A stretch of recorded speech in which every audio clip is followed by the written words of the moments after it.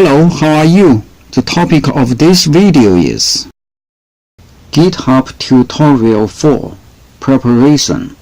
Install Git. I'm using Windows 10 operating system. For daily use of GitHub, I prefer typing Git commands in command prompt on PC, not through web browser. There are other options like GitHub Desktop. You can explore those options after have learned the basics.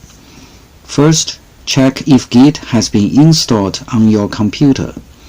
Open command prompt from Start menu search, or press Windows key and R key to open Run box, then type cmd.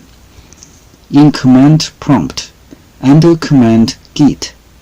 If Git is not installed, you will get the message like Git is not recognized as an internal or external command, operable program, or batch file. What you need to do is to download the latest Git from this link, git-scm.com. At the time of this recording, the latest Git version is 2.21.0. If you are also using Windows, click Windows to download the installation file.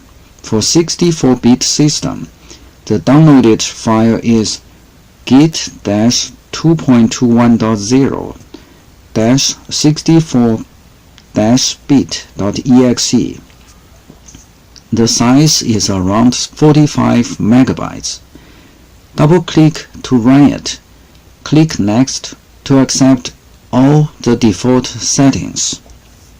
Here are the steps. Select Components. Choose the default editor used by Git. Adjust Path Environment.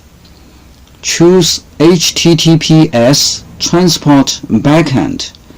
Configure the line ending conversions.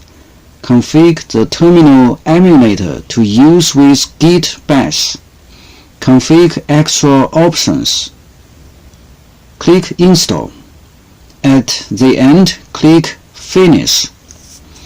By the way, if you watched closely during installation, you may have noticed that Unix or Linux vim editor is also installed by default. It's used to edit comments for commitment, and you don't need to install it separately. The significant part is that you need to know several simple commands to use Vim properly, which I will show you later in the tutorial. After installation, let's perform some basic check in command prompt. At prompt, type Git and press Enter. Now you will see some useful message. Most of the commands we will use in the following tutorials are listed here. To check which version, type Git --version.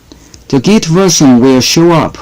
It should match the version you downloaded from Git website. That's it. We have successfully installed Git on our computer. Next, we will start using Git to work with GitHub. Thanks for watching.